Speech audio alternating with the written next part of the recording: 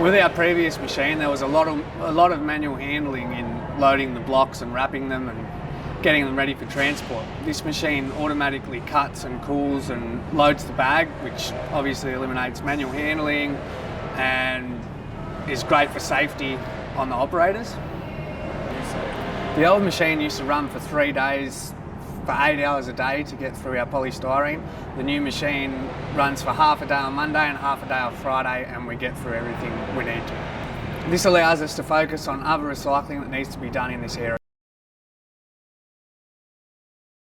We collect up to 7 trolleys this size per week, which is great for the local community, keeping that out of landfill and turning it into a viable product.